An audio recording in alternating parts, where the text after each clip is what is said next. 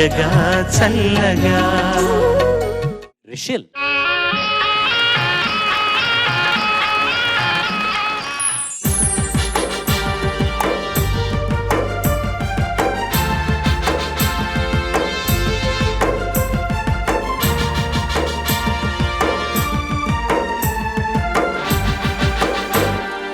ఎవరి కోసం ఎవరి కోసం ఈ ప్రేమ మందిరం, ఈ శూన్యనందనం, ఈ భగ్న హృదయం, ఈ అగ్నిగుండం. ఎవరి కోసం ఎవరి కోసం ఎవరి కోసం ఎవరి కోసం?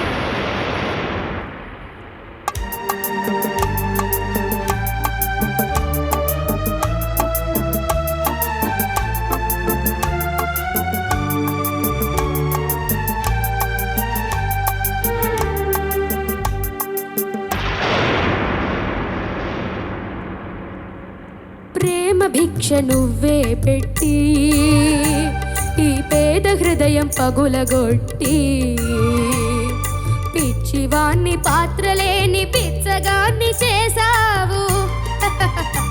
నువ్వు ఇవ్వనిది తాకలేదు, ఇంకెవ్వరిని అడుగలేదు. బ్రతుకు నీకు ఇచ్చాను, చితిని నాకు పేర్చావు. ఎవరి కోసం ఎవరి కోసం ఈ ప్రేమ మందిరం, ఈ శూన్యనందనం? ఎవరి కోసం ఎవరి కోసం ఎవరి కోసం ఎవరి కోసం?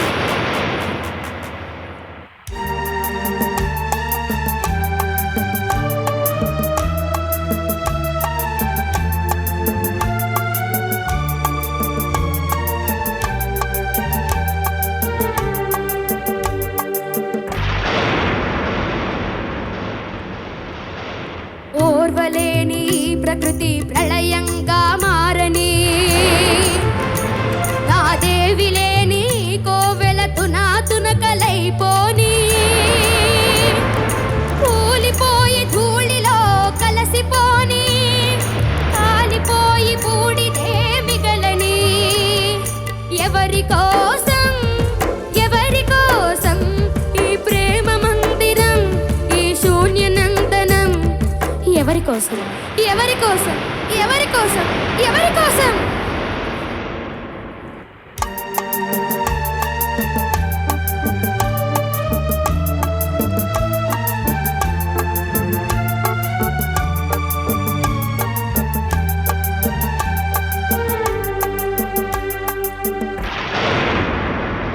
మమత నింపమన్నాను, మనసు చంపుకొన్నావు. మధువు తాగనన్నాను, విషం తాగమన్నావు. నీకు ప్రేమంటే నిజం కాదు, నాకు తావంటే భయం లేదు. నీ విరహంలో బ్రతికాను, ఈ విషంతో మరణిస్తాను మరణిస్తాను.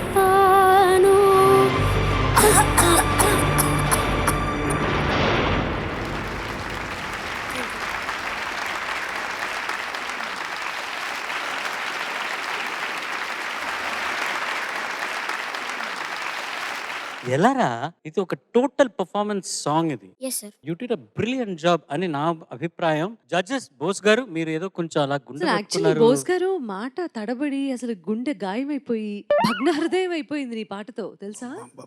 చూడు అసలు ఎక్కడ కొట్టావు చూడు.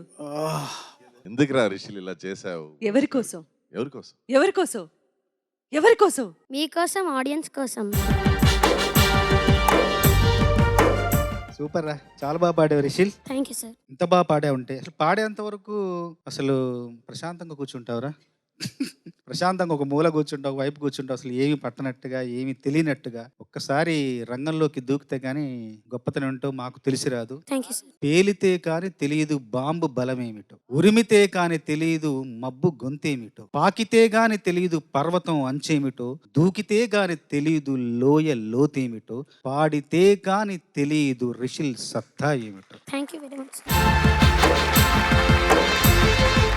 ఎంత బాగుందిరా బాబోయ్ బాబోయ్ పర్ఫార్మెన్స్ ఇది. Thank you. ఎంత బ్రైట్ గా ఉంటుందన్నా.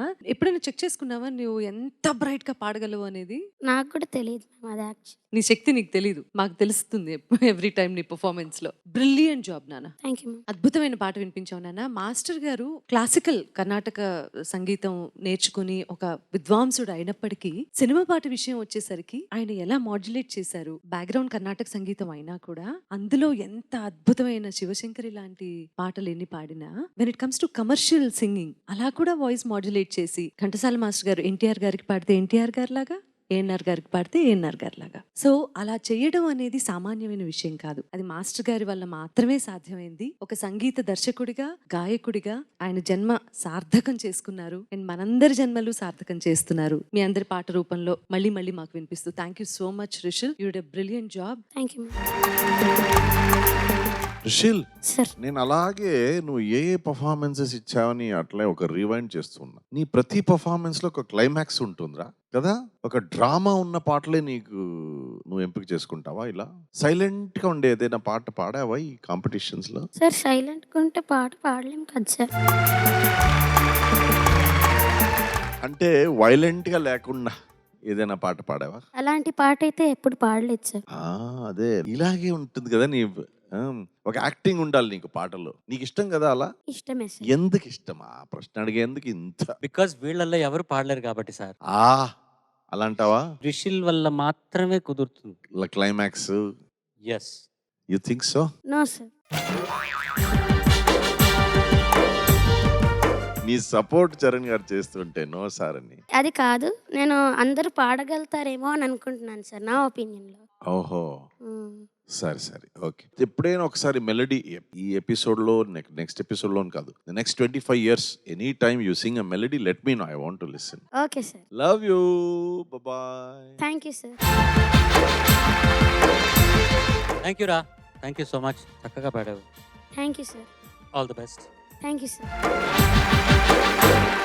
ఘంటసాల మాస్టర్ నా అభిప్రాయంలో తెలుగు ఇండస్ట్రీలో the most successful music director అనేది. ఎందుకంటే ద నంబర్ ఆఫ్ సినిమాలు ఆయన చేసినంతగా ఎవరు చేయలేదు అని నేను అనుకుంటున్నా. ఇది నా అభిప్రాయం. Most successful music director. వారి దగ్గర కూడా నాన్నగారు పాడే అవకాశం దొరికింది as a singer under a music director. 1970లో ఆలీబాబా 40 దొంగలు రాజ్బాబు గారికి ఒక సాంగ్ భామలు చందమామలు అనుకుంటాను, ఆ పాటతో నాన్నగారు ఫస్ట్ ఘంటసాల మాస్టర్ గారి దగ్గర పాడిన పాట.